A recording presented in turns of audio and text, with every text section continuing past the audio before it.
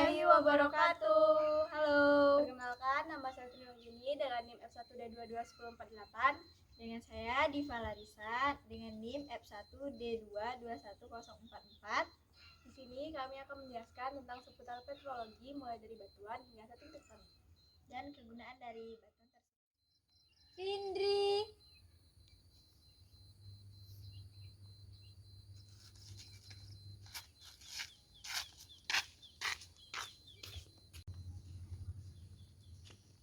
Indri.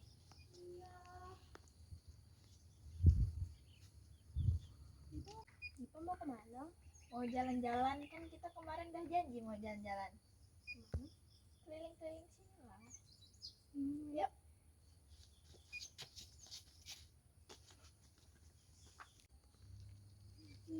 Indri, akhir-akhir ini sibuk kuliahnya ngapain be sih? Kalau Indri sibuk praktikum. Praktikum apa baik? Praktikum Indri ada dua sih, ada petrologi sama paleontologi. Kalau praktikum petrologi itu belajar apa sama bahas apa baik? Kalau petrologi itu bahas tentang batuan. Karena kan 75% penyusun dari bumi itu kan batu. Gitu.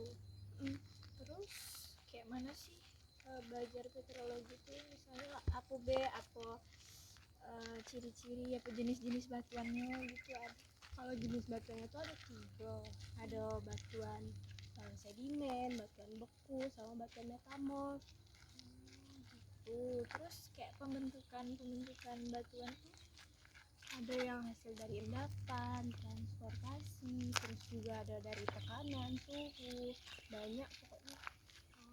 kalau misalnya batu-batu yang kayak gini yang di sini tuh bisa nggak? Bisa. Nih, contohnya nih. Beda. Nah, kalau misalnya batu itu tuh kayak mana tuh? Kalau batu ini namanya kuarsit. Kuarsit ini asalnya dari batu gamping. Batu gamping ini asalnya dari laut. Itu tuh kok bisa sih dari batu gamping jadi batu kuarsit itu tadi? Itu karena adanya suhu dan tekanan. Kenapa dia bisa di darat? Karena ada pergerakan lempeng samudra sama benua. Karena lempeng samudra itu menajam ke bawah, jadi lama kelamaan yang ada di atas itu kan bakal turun. Nah, itulah penyebabnya batu kuarsitnya ada di darat.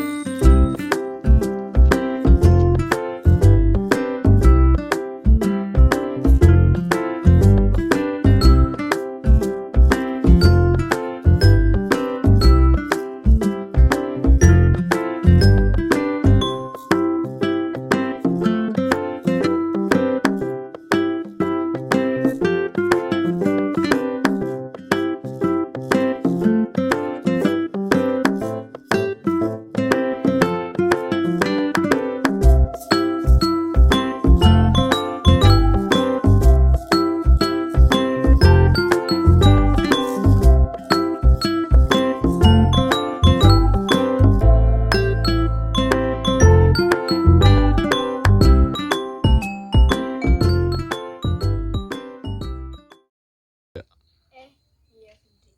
Kalau batu kayak gini termasuk gak sih? Kalau untuk dipelajari sih tidak sih, soalnya kan batu bata itu kan dibuat sama manusia kan, tapi itu bahan dasarnya kan tanah liat. Nah, tanah liat tuh kalau di biologi namanya batu lempung, karena strukturnya tuh hampir mirip lah sama tanah liat tuh, nggak lembut gitu. Berarti tidak terlalu dipelajari kan? Mm-mm.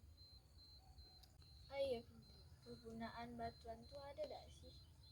Ada sih, nih contohnya kayak batu bata kan, kalau dari batu lempung tuh bisa buat batu bata untuk bangun rumah, terus juga kayak batu bara untuk bahan bakar ini kereta api, untuk pabrik, terus juga kayak batu beku tuh kan bisa jadi perhiasan sama yang lain lah, banyak pokoknya tuh. Contohnya kayak mana tuh? Kayak batu cincin yang dijual-jual kayak gitulah. Ternyata banyak ya kegunaannya. Banyak. Oh iya, Dipa kan pernah tuh kayak baca-baca di sosial media gitu. Nah, peterologi tuh kayaknya ada belajar apa ya namanya tuh setting tektonik. Nah, setting tektonik itu apa? Setting tektonik itu proses kayak pembentukan pegunungan, cekungan, bukit-bukit, terus juga kayak magma gitu yang dihasilkan oleh pergerakan lempeng. Nah, pergerakan lempeng itu kayak yang tadi Vindi bilang tuh kan ada lempeng samudra sama benua kan. Nah, gara-gara itulah bisa adanya magma, pegunungan. Nah, Terus Indri bilang kan ada kayak lempeng samudra.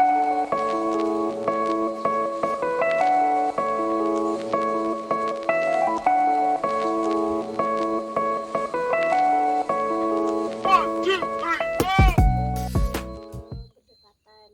Kalau divergen tuh saling menjauh. Kalau transform tuh saling berpas-pasan, bergesekan kayak gitu.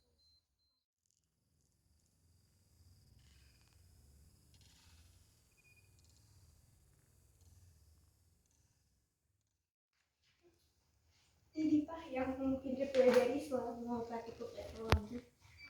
Ini ada lomba ini. Ini ada batuan beku, ada batuan piroklastik, ada batuan sedimen, sama batuan metamorf. Banyak ya yang pertama kali dipelajarin tuh batuan apa tuh? Ini batuan beku. Batuan beku tuh apa?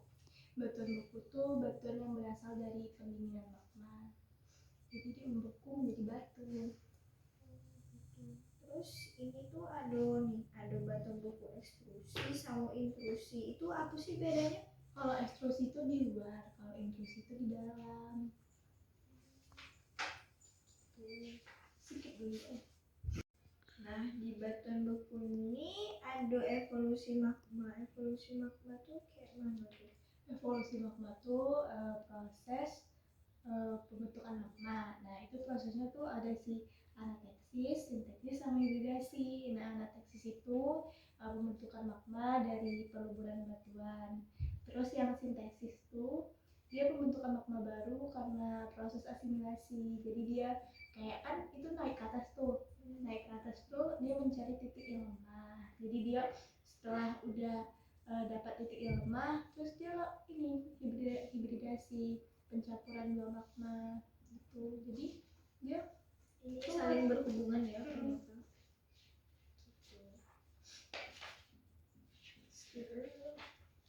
Nah, terus ini ada diferensiasi magma itu kayak mana sih prosesnya? Nah, tadi kan ada evolusi magma kan. Nah, evolusi magma tuh bakal berhenti di sini nih, asimilasi.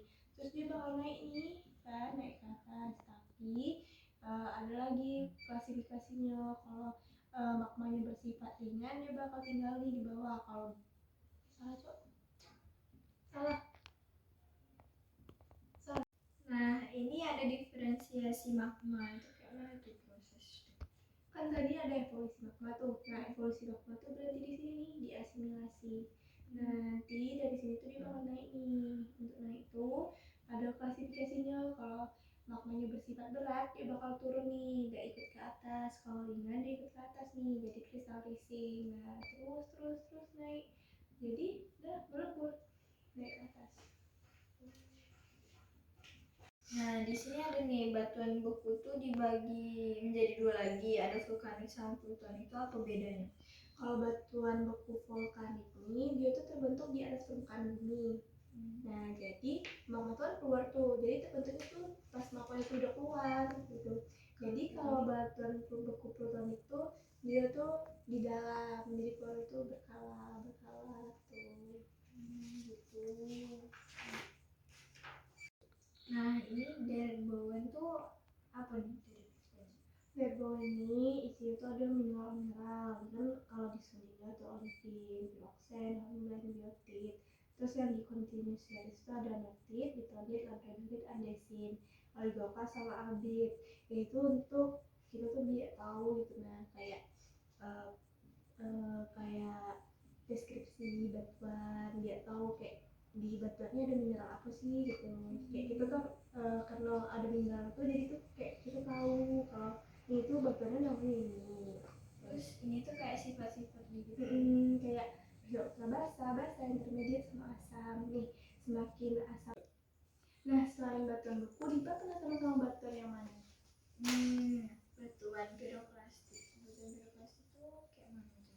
batuan piroklastik itu kan kayak batuan vulkanik yang terbentuknya tuh di atas permukaan.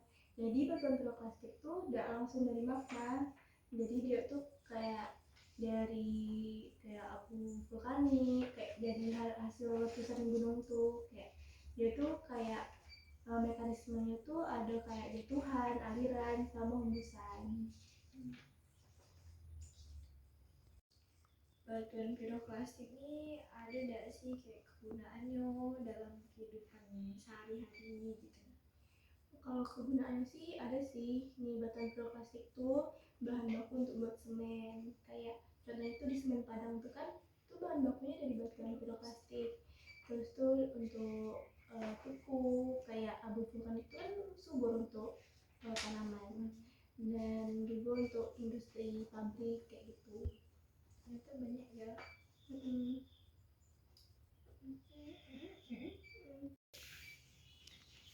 Nah, udah batuan piroklastik. Kalau batuan ini metamor, Batuan metamorf itu hasil dari peleburan jadi batuan beku sama sedimen karena dia kenaikan suhu dan tekanan.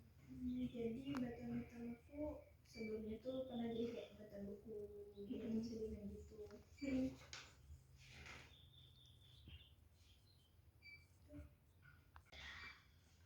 Apa sih batuan-batuan kayak di metamorf gitu? Itu kan tuh ada flag, tilit, sekis, genis, terus yang di sini ada sekis hijau, sekis biru. Di sini juga ada marmer loh. Marmer tuh tau gak sih yang di batu alam? Nah itu tuh dari batu metamorf. Fungsinya untuk jadi hiasan gitu.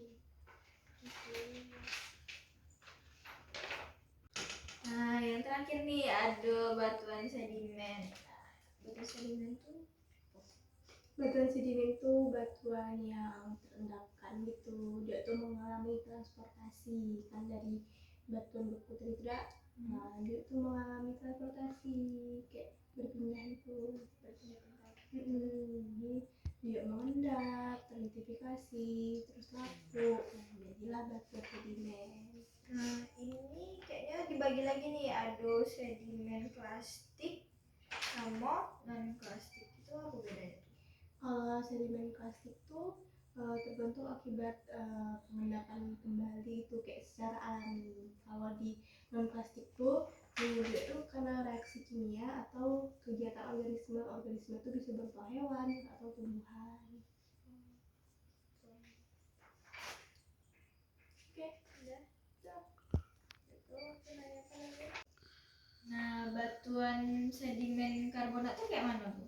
Batuan sedimen karbonat tuh terbentuknya di laut. Nah, kan bisa tuh di gara-gara sedimentasi mekanis, kimiawi atau kombinasi.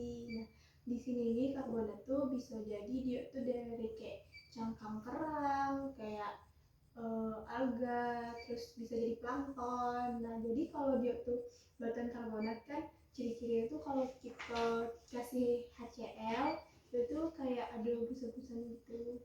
Kayak bereaksi gitu. Nah, kalau misalnya karbonat dan plastik tuh kayak mana tuh? Kalau karbonat dan plastik tuh sebenarnya sama sih sama sedimen karbonat, cuman kalau dilihat dari lingkungan pengendapannya sama lingkungan hidup itu beda. Kalau di sedimen karbonat tuh dia tuh 3T masih tertransform gitu, tapi kalau di non plastik ini dia secara in situ, di situ dia terbentuknya di situ, matinya juga di situ.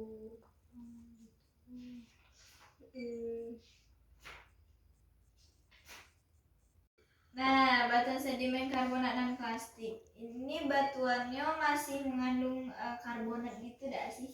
Masih lah, kan sama-sama masih terbentuk di laut. Tapi tidak ada nih batuan karbonat non plastik, tapi dia kalau disemprot HCl tidak bereaksi. Batu apa tuh? Batu rijang. Nih batu rijang tuh kenapa bisa dia ada bereaksi, karena dia tuh berasal dari plankton, dari radiolaria sama diatomae. Jadi dia tidak bereaksi karena dia itu terbentuk di laut dalam. Jadi kan kalau karbonat tuh kan yang just tuh kalau misalnya emang bereaksinya itu kan di dalam tinggi tuh masih ada tuh karbonatnya, tapi kalau dia udah ke bawah tuh karena tekanan dari air tuh, jadi karbonatnya tuh bakal tekanan tuh pas, jadi dia tidak putus tapi masih bereaksi.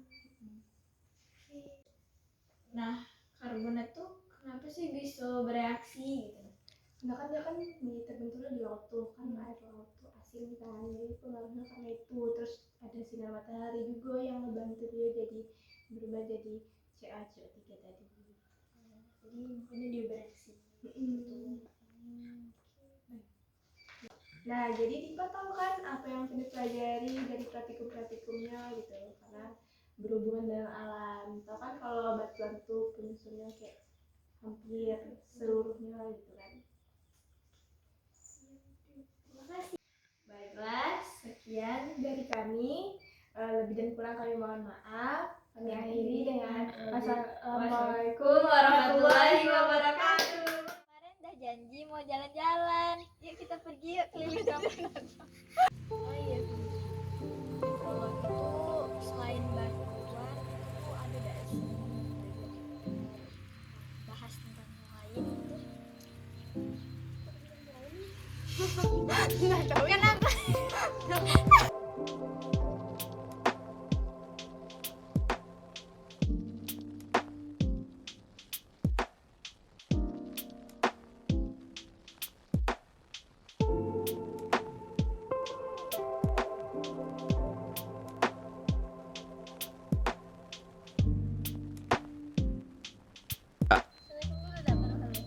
Halo, Assalamualaikum.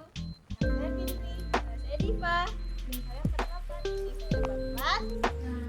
Kalau misalnya udah sih kalau kita cuman beda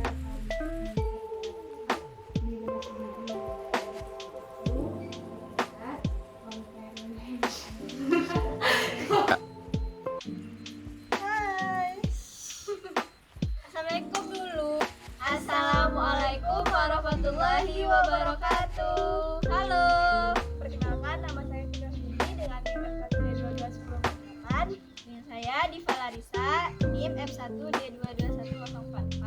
Di sini kami akan menjelaskan tentang seputar kalau karbonat itu bisa bereaksi, karena kan karbonat itu di laut tuh, jadi dia tuh bentukannya tuh karena air asin dan laut itu kan mendalam, terus juga karena sinar matahari jadi bentuklah kayak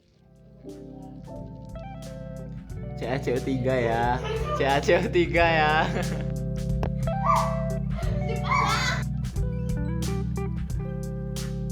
Pelan-pelan.